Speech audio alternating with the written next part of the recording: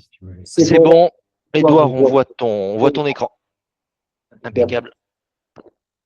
Alors, surtout, n'hésitez pas, si vous avez des questions, vous utilisez la petite main qu'il y a sur Google Meet, vous levez la main et on prend votre question le plus rapidement possible.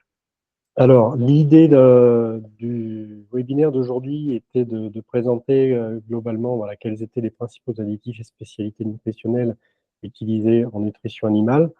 Donc, on ne va pas aller aujourd'hui dans le détail, ça, on fera sans doute des thématiques spécifiques par la suite sur chaque additif pour rentrer plus dans le détail du mode d'action. Là, on va essayer de passer un peu en revue tout ce qui existe et ce que ça fait. Pour avoir une vision un petit peu globale de ce qu'il y a et ce qui peut être intéressant d'utiliser en nutrition animale selon vos contextes de formulation.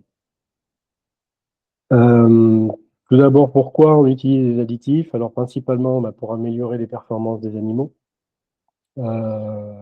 ensuite pour sécuriser l'aliment. Ça permet effectivement certains additifs de venir on le verra, limiter l'action de certains pathogènes ou de certains facteurs antinutritionnels. Et puis réduire les risques sanitaires en élevage. Sans qu'on peut mettre dans l'aliment peut permettre de réduire les risques de maladies en élevage. Ce sont les trois principales raisons pour lesquelles on va utiliser les additifs. Les plus couramment utilisés, donc on va retrouver, donc c'est pas une liste exhaustive, il n'y a pas tout, on se limite à ceux qui sont les plus intéressants d'un point de vue nutritionnel. Les enzymes, j'en ai plusieurs types, on va voir les principaux qui sont les phytases, xylanase, bêta-glucanase. Ensuite les acides, les antimycotoxines, le sulfate de fer qui est utilisé, on va voir dans quelles circonstances, les prébiotiques et probiotiques, qui sont des bactéries, et les huiles essentielles. Alors, les enzymes, pour vous donner une idée, donc ce sont des molécules généralement obtenues en cultivant des bactéries et dont on va isoler du coup ces productions. Donc, ce sont des molécules qui vont venir en général découper une autre molécule en plus petites parties. Et ces plus petites parties, souvent, vont devenir utilisables par l'animal, assimilables. C'est le cas notamment des phytases. Dans les végétaux, le phosphore est présent principalement sous forme ce qu'on appelle d'acide phytique. C'est une molécule qui contient du phosphore, sauf que cette molécule n'est pas digestible, pas assimilable par les animaux. Donc, souvent, si on calcule sur du phosphore total, ce qui était le cas jusqu'à présent dans beaucoup de logiciels, parce qu'on n'avait pas suffisamment de connaissances, on formulait sur le phosphore total, sauf que dans ce phosphore total, il y avait une grosse partie de ce phosphore qui n'était pas digestible par les animaux, donc on apportait rarement suffisamment de phosphore. Aujourd'hui, on formule sur le phosphore disponible ou le phosphore digestible. C'est ce qu'on fait avec notre logiciel Feedaccess, et ça permet de beaucoup mieux contrôler les apports en phosphore, qui sont les apports minimums pour assurer une bonne production, bonne performance, bonne croissance des animaux. Ce phosphore dans les végétaux, donc, qui est présent sous forme d'acide phytique non assimilable, peut être cassé en plusieurs parties grâce aux phytases. Et le phosphore, du coup, ainsi obtenu, peut être disponible pour les animaux. Les phytases qu'on ajoute, donc ce sont des produits qu'on ajoute, des enzymes qu'on ajoute en petite quantité dans l'aliment, et elles n'ont pas un effet, on va dire, linéaire, c'est-à-dire que on en met un petit peu, ça a beaucoup d'action. On en met beaucoup, ça a plus d'action. Puis arrivé à un moment, vous voyez sur la courbe, là, en fait, en bas, sur la courbe des abscisses, vous avez le dosage des phytases, 450, 900, 1350, 1800. Vous voyez, par exemple, si on n'en met pas du tout, donc on n'a pas de phosphore digestible supplémentaire ajouté. Et dès qu'on en met un petit peu, à 450, on arrive à peu près, sur les deux courbes, on est à peu près vers 0,6 grammes de phosphore digestible par kilogramme d'aliment, qui est rendu disponible pour les animaux. Et puis arrivé, si on est par exemple, vous voyez la différence entre 1350 et 1800 sur les courbes, c'est la même chose. Donc on a beau après en ajouter de plus en plus, il n'y a pas d'effet supplémentaire. Pourquoi? Parce que simplement, au bout d'un moment, il n'y a plus de phosphore sous forme phytique qui peut être scindé et dont on peut du coup, voilà, on peut plus produire de phosphore disponible à partir de cet acide phytique. Donc c'est une caractéristique intéressante des phytases. Il faut réussir à trouver voilà, la bonne quantité à ajouter dans l'aliment pour optimiser l'apport en phosphore. C'est très intéressant dans des contextes où les sources de phosphore inorganiques sont chères ou difficiles à trouver. Et c'est encore plus intéressant dans des contextes où vous utilisez surtout beaucoup de sous-produits. Cette activité des phytases, elle est variable. Donc, on a vu en fonction de la quantité. Elle est aussi variable selon la composition des rations. C'est pas la même dans une ration à base de maïs soja que dans une ration composée essentiellement de sous-produits. C'est pas la même également selon la quantité de calcium que vous avez dans la ration et notamment du rapport calcium-phosphore, en sachant que plus il y a de calcium en général, plus l'action des phytases va être limitée. Il y a des réactions, on va dire, le calcium va venir limiter l'action des phytases. Et c'est aussi pour ça que la solubilité du calcium, qui est un paramètre insuffisamment pris en compte actuellement en nutrition animale, voilà, la solubilité du calcium est très importante pour l'action des phytases. Et c'est quelque chose sur lequel la recherche voilà, se développe. Il y a de plus en plus de données là-dessus. Et sans doute à l'avenir, voilà, c'est quelque chose qui va prendre de plus en plus d'importance en formulation. Également, un point intéressant, c'est qu'une phytase, une phytase n'est pas forcément comparable à une autre. Le dosage peut être légèrement différent pour obtenir la même efficacité. Après, voilà, l'efficacité indiquée en général sur les étiquettes par les fabricants est fiable. Et donc, c'est exprimé en FTU par kilo. En fait, ça correspond à une quantité de phosphore libérée dans certaines conditions. Ça permet de comparer les phytases et de doser proprement l'additif.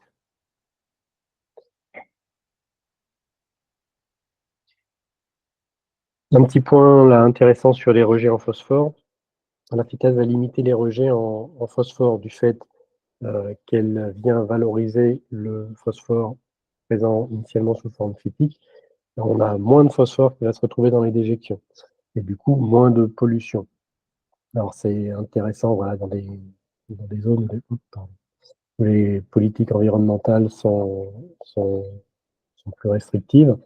Alors par exemple, sur ce tableau-là, on pouvait voir, on va regarder le chiffre surtout intéressant en bas à droite, la réduction de phosphore obtenue grâce aux phytases, qui est de l'ordre de 33,8% de phosphore en moins sécrété dans les fesses de porc entre 10 et 108 kg.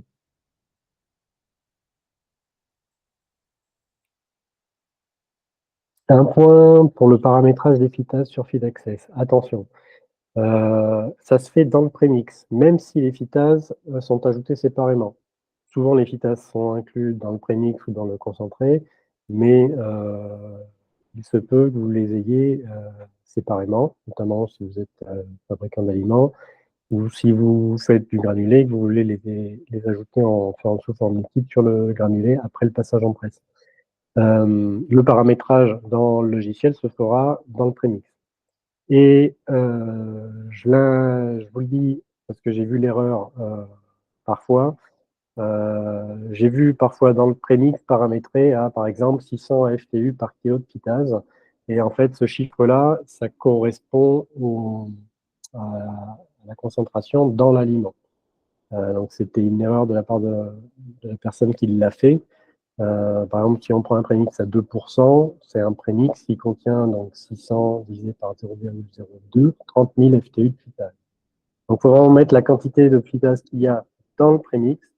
Et après, ce chiffre-là sera ramener en quantité de FTU par kilogramme d'aliment, et le phosphore correspondant sera pris en compte dans le calcul, dans le logiciel. Donc, faire attention de ne pas faire l'erreur. Pour les enzymes, vous avez également assez fréquemment des xylanases qui sont utilisées, qui agissent sur ce qu'on appelle les hémicelluloses. Les hémicelluloses, c'est un sucre complexe qui est un constituant des parois cellulaires présents dans les végétaux. Et ces enzymes vont libérer, donc vont casser ces molécules d'hémicellulose et libérer du xylose, qui est un sucre plus simple, qui lui va apporter de l'énergie dans la ration. Ça a tendance à valoriser l'énergie. Un doigt levé. Oui, Edouard, Laurent a une question à poser. Laurent, je t'écoute. Bonjour Edouard, bonjour Stéphane. Petite une question par rapport à la valorisation des phytases pour les matières premières. Oui.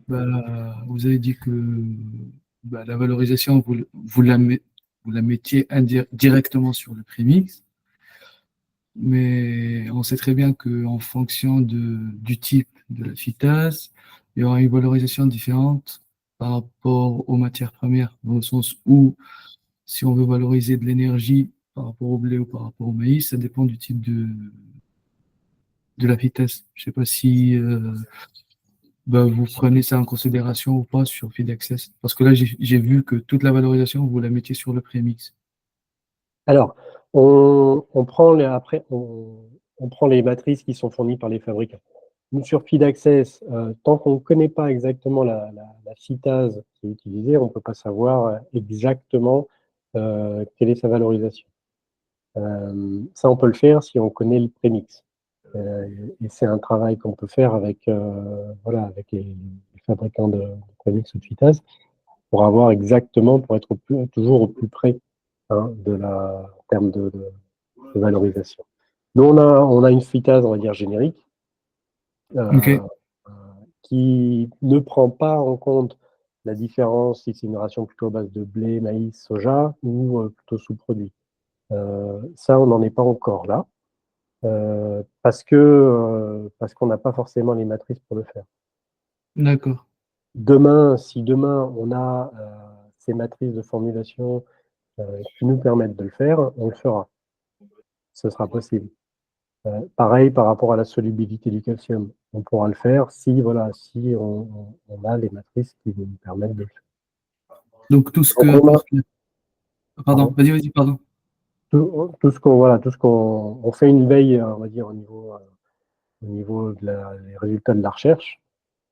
Et quand on voit quelque chose sortir ou quand on a les données des fabricants, on le fait et on le fera.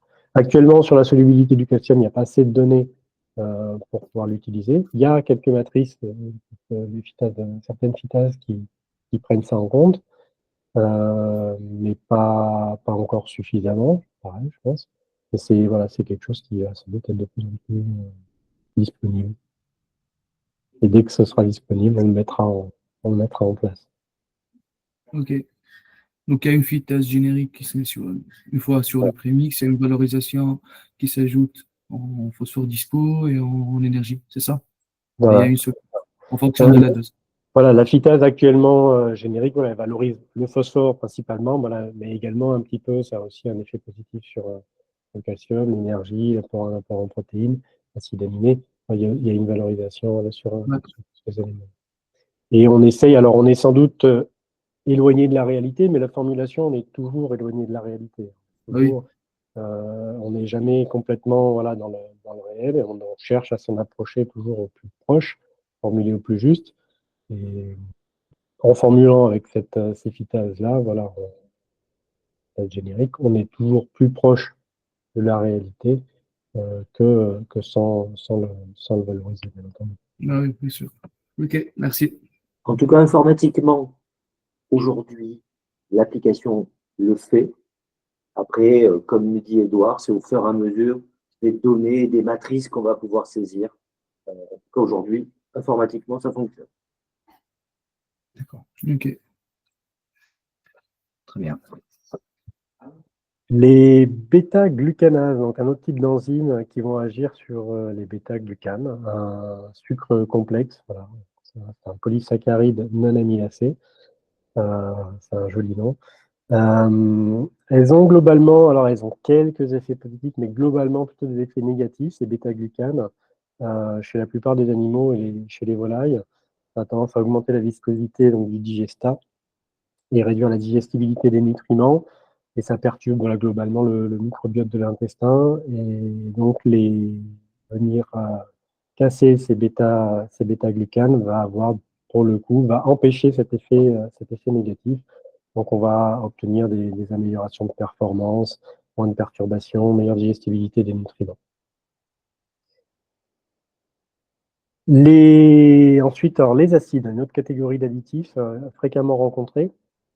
On a les acides inorganiques, acides organiques, qui vont globalement agir à deux niveaux. Premièrement, ils vont agir dans l'aliment lui-même, en limitant le développement d'agents pathogènes, dans la chaîne de production aussi. Voilà. Donc ça va avoir un contrôle, notamment sur les salmonelles, en limitant le développement de bactéries pathogènes. Et puis ensuite, dans le tractus digestif des animaux, grâce à leur action synergique. Les acides ont différentes actions. Parmi les principaux acides qu'on va retrouver, j'ai mis acide organique, c'est acide, mais pas que des organiques là-dedans. On retrouve donc parmi les acides, acide citrique, acide formique, phosphorique, lactique, acétique, sorbique, propionique, benzoïque. Parmi les principaux qu'on va retrouver, il y en a beaucoup, et qui vont avoir des actions plus ou moins différentes. Un exemple ici de réduction de salmonelle dans l'aliment, avec différents dosages d'acide. Vous voyez en abscisse, là on passe de 0,4%, 0,6, 0,8%, 1% d'acide, acide formique, et on a une diminution de la survie des salmonelles dans un aliment après 48 heures de traitement, où on passe de 13% vers 5% voilà, de taux de survie de salmonelle. Ici, un exemple d'amélioration des performances grâce à de l'acide formique en poulet de chair, où voilà, sur le gain moyen quotidien, par exemple, on observe plus 16% donc de gain moyen quotidien, une baisse de l'indice de consommation, donc très positif, une baisse des mortalités, grosse baisse de mortalité, puisqu'on passe de 7,4 à 0, et plus 23% de PEI, European Efficiency Index.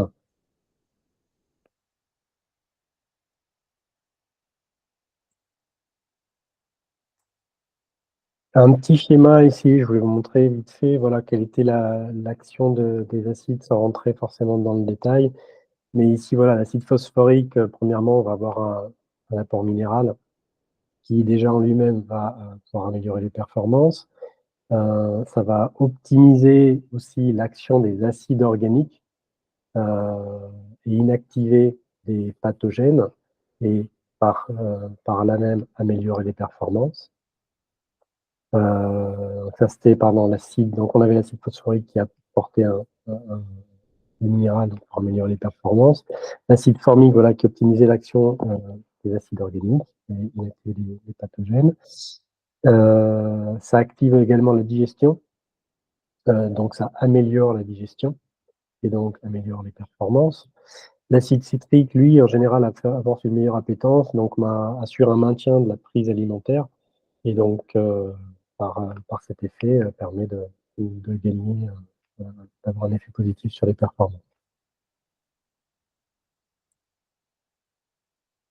Après, pour essayer de lister un petit peu les effets des acides, en élevage de chair, on va avoir donc une amélioration du gain de poids, une baisse de l'indice de consommation, une meilleure digestibilité des aliments.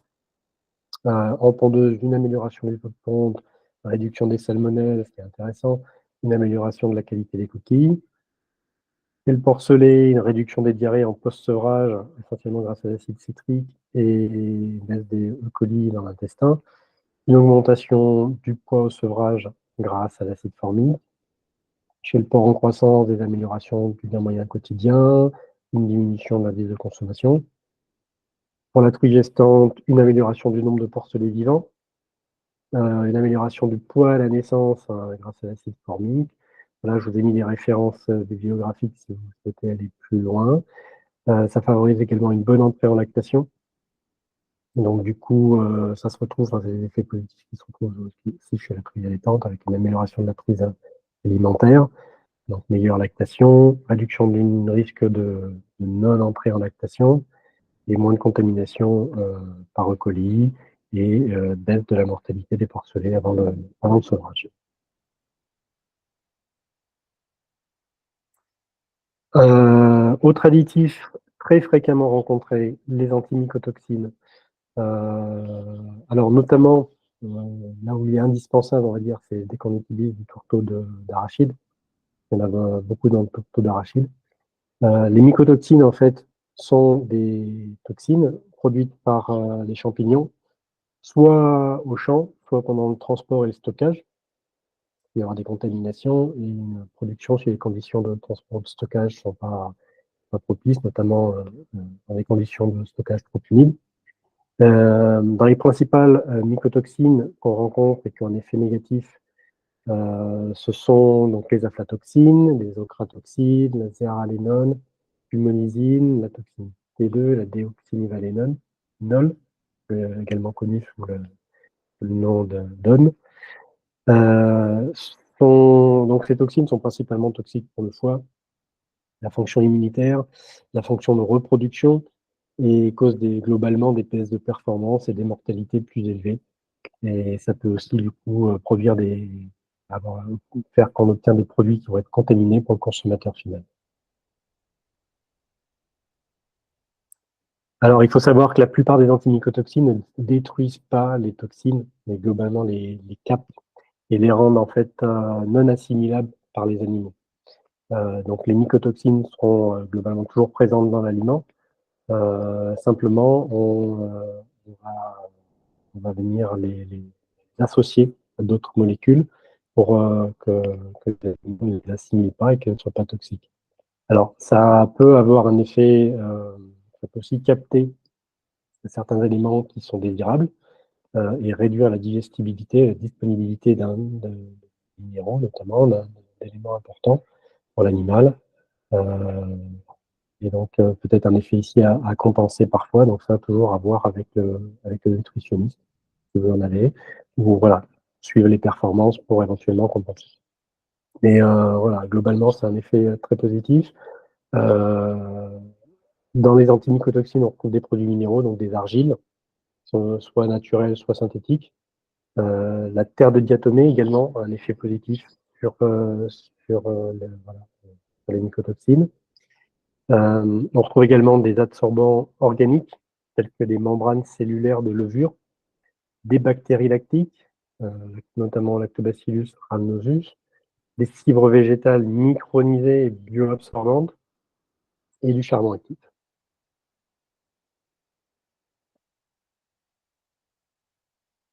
Alors ici, on a un graphique avec donc les quantités d'aflatoxines dans un aliment qui subit divers traitements antimycotoxines, notamment voilà, les antimycotoxines du commerce. Je ne saurais pas vous dire de quoi ils sont composés. La terre de diatomée, cette étude était notamment utilisée pour mettre en évidence l'effet positif de la terre de diatomée. Donc on observe voilà, une baisse d'aflatoxines sur tous les traitements. Ça, c'est déjà important de le noter. Et puis, un effet plus important grâce à la terre de diatomée dans cet exemple. Les antimycotoxines voilà, sont à utiliser, on va dire, quand on utilise par exemple du tourteau d'arachide, on sait que la présence de toxines est importante, ou dans des cas où on peut avoir des doutes, idéalement des doutes sur la qualité de certaines matières premières. C'est pas systématique. Enfin, une matière première qui va sentir le moisi, par exemple, peut, bien évidemment, il y a de grandes chances qu'elle contienne des mycotoxines. C'est pas systématique non plus. C'est difficile de trouver un laboratoire qui soit capable de doser ces mycotoxines, de les identifier de façon fiable et rapide et pas chère. Donc souvent, on le fait à titre préventif quand on a un doute sur une matière première ou quand on sait que les matières premières sont à risque. Le sulfate de fer, c'est donc un additif qu'on va retrouver essentiellement quand on utilise du tourteau de coton. Le tourteau de coton contient un facteur antinutritionnel, le gossypol, qui a un effet négatif, très négatif sur les performances des animaux toxiques. Et donc l'ajout de sulfate de fer va venir voilà, s'associer au gossypol et limiter son action négative. Donc là, on a sur un taux d'éclosion, vous voyez, on a 57% de taux d'éclosion par exemple, quand on utilise 0% de tourteau de coton, et ce taux d'éclosion baisse au fur et à mesure qu'on augmente les quantités de tourteau de coton. On a une augmentation du taux de gossypol libre dans la ration, donc c'est un effet négatif. Une vieille publication, c'est d'actualité toujours. Et ici, voilà, l'effet du gossypol. Alors, le graphique n'est pas forcément évident à comprendre avec le seuil de toxicité du gossypol. Ce qu'il faut voir, donc ici en bas en abscisse, vous avez la quantité de tourteau de soja. Plus la quantité de tourteau de soja augmente, plus vite on se retrouve dans la zone d'excès avec des baisses de performance dues au gossypol. Et ce qui se passe, c'est qu'avec l'ajout de sulfate de fer, on met beaucoup plus de temps à accéder à cette zone toxique. Ce seuil de toxicité, le seuil de toxicité du coup est beaucoup plus élevé que si on n'utilise pas de sulfate de fer. Donc ici, par exemple, là, sans sulfate de fer, on arrive au seuil de toxicité à 18% de tourteau de coton. À 10% de tourteau de coton, toc, là, j'arrive au seuil de toxicité avec des baisses de performance. Il faut monter beaucoup plus haut, voire on n'a plus de seuil de toxicité grâce à l'ajout de sulfate de fer.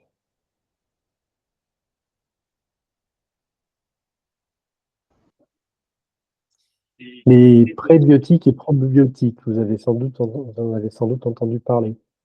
Dans les prébiotiques, alors il faut faire une petite différence entre prébiotiques et probiotiques. Les prébiotiques sont des bactéries inactivées et leurs métabolites. Alors les métabolites, ça inclut donc les molécules, les éléments qui sont produits par ces bactéries. Une bactérie produit des éléments. Tout à l'heure, on a vu là, que les enzymes étaient produites très fréquemment par des bactéries. Donc les bactéries vivantes produisent des choses qui peuvent être utiles pour la nutrition de l'animal. Les probiotiques sont des bactéries vivantes, donc qui continuent de produire, qui continuent d'être actives et de stimuler le système immunitaire notamment, et qui vont, par leur action directe et on va dire indirecte, via ce qu'elles produisent, améliorer les performances des animaux et contrôler les pathogènes. Tu as une nouvelle question de Laurent ou de Yacine. Oui, alors, juste Edouard, je pense, pour moi, il y a 3 catégories. Oui. Le prébiotique, pour moi, c'est plutôt la partie sucre, type les mananes, mano-oligosaccharides, qui nourrissent la flore des lactobacilles.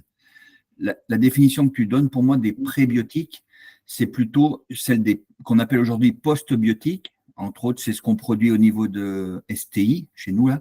C'est justement des bactéries issues de la fermentation qui produisent des métabolites, notamment des bactériocines, et à la suite de ça, on les inactive par la chaleur. Pour moi, il y a une catégorie d'additifs, effectivement. Okay. Donc, le prébiotique, pour moi, c'est type mano-oligosaccharides. C'est comme le biomos, en gros, qui avait été développé par Holtec à l'époque, qui sont des sucres qui vont soit capter les bactéries pathogènes dans le tube digestif, soit nourrir les lactobacilles. D'accord. Je ne connaissais pas ces termes de postbiotiques, donc je vais regarder. Je te remercie, Laurent. Je vais t'envoyer le dossier là-dessus. Le produit qu'on produit chez nous. Je travaillais chez Sordial, on parlait de prébiotiques pour. Ah bah justement, Sordial a été un des premiers initiateurs, effectivement, des postbiotiques. Mais à l'époque, la définition postbiotique n'existait pas. Non, Donc, ouais, c'est le pour ça terme, aussi ouais, d'accord. qu'on la mettait peut-être sous cette définition-là. Voilà. D'accord, bah, c'est important de rétablir les définitions, Alors, ça évolue. pour les participants de ce pour webinaire, les vous avez l'honneur avez d'avoir l'honneur d'avoir Laurent, Laurent, qui est quand même un grand spécialiste un grand spécialiste en formulation. animal et formulation. Et c'est un grand Donc, honneur c'est un grand qu'on a honneur de vous avoir, Laurent et Yacine. Et n'hésitez pas à nous Et corriger. n'hésitez pas à nous corriger. Bah, non, mais merci Stéphane pour ces précisions-là. Effectivement, bon, l'idée c'est qu'on ait chacun l'approche en fait qui tourne autour de la formulation, bien connaître l'additif, bien connaître les matières premières, bien connaître les besoins des animaux, et c'est à partir de là qu'on fait un équilibre, une formulation avec un prix, avec un réseau de performance et où on identifie les facteurs. Merci beaucoup, Laurent. Voilà, tout à fait. Merci beaucoup, Laurent. Rien. Excuse-moi, Edouard, de couper. Ah non, pas de problème. Non, c'est bienvenu. Non, mais comme ça, on parle les mêmes choses et c'est important. Oui, bien sûr. Si ça évolue. Le mode d'action, donc un exemple de mode d'action de métabolite produit par deux bactéries lactiques. Donc il y a différentes couleurs. On retrouve là en clair les métabolites, donc ce qui est produit par les bactéries. Activité antimicrobienne, donc qui vont venir tuer les bactéries pathogènes. Ce qui est produit qui va être d'intérêt nutritionnel. Alors, ce qui a d'intérêt nutritionnel, ben voilà, par exemple des enzymes, comme les phytases, des acides aminés, mais aussi des vitamines. Les métabolites à activité antimicrobienne qu'on va retrouver, donc des bactériocines, Laurent l'a évoqué, de l'acide, acide lactique, acide acétique ou du peroxyde d'hydrogène. Ça va venir directement tuer les bactéries et avoir cet effet antipathogène. Et puis les propriétés immunostimulantes, on en a parlé sur les prébiotiques et les probiotiques, et c'est pour ça que là aussi, donc, on va dire sur postbiotiques, pour parler des mêmes termes, et les probiotiques ont une efficacité, stimulent le système immunitaire des animaux, donc le système de défense des animaux.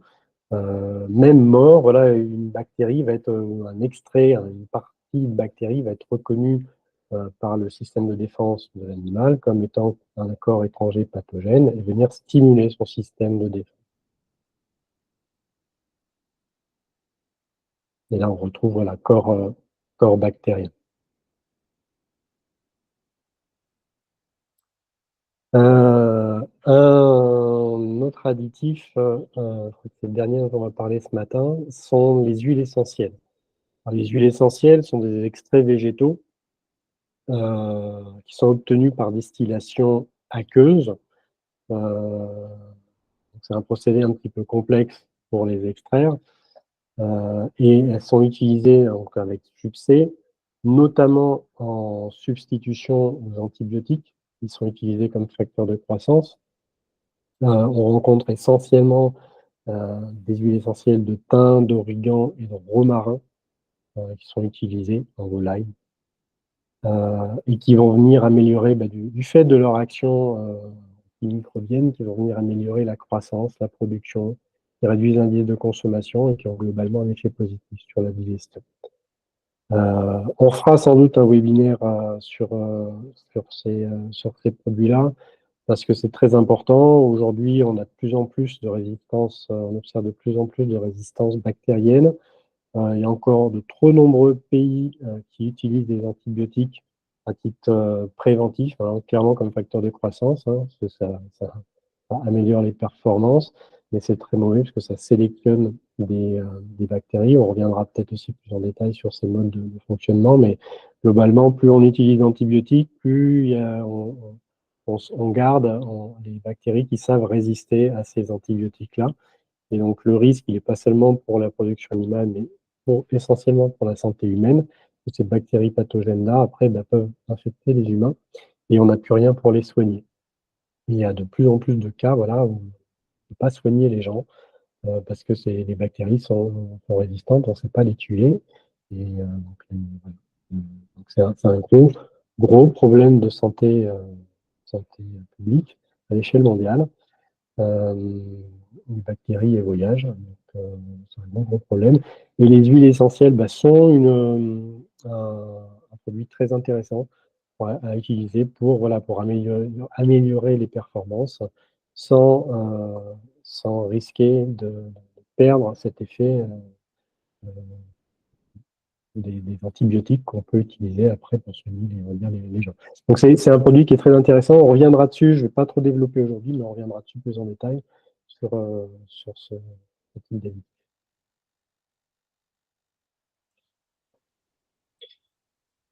Est-ce que vous avez des questions? Ah, 2 secondes avant Pardon? les questions. Un petit point, ouais, j'avais mis ça, j'avais oublié. Sur les limites, voilà, des additifs en formulation. Voilà, sur le logiciel FoodAccess, on ne peut pas tout intégrer. Il y a beaucoup d'additifs, on est incapable de préciser l'apport nutritionnel que ça va avoir. Sulfate de fer, par exemple, on sait que ça limite le seuil de toxicité. Les antimycotoxines, on sait que ça empêche un effet négatif. Les acides organiques également, mais on ne peut pas le quantifier en termes nutritionnels. On sait que ça va améliorer les performances, mais on ne peut pas dire que ça va apporter plus de protéines, plus de ci, plus de ça. Voilà, donc c'est difficile d'intégrer cet effet bénéfique en formulation. Ça va coûter plus cher dans l'aliment. Par contre, le résultat positif, il ne se voit pas au niveau du logiciel. Il va se voir en élevage si vous avez des relevés de.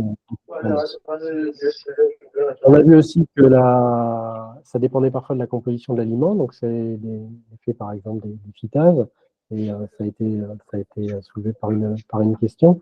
Donc effectivement, on ne peut pas toujours anticiper exactement quel va être l'effet positif ou l'effet précis de certains aliments comme les phytases.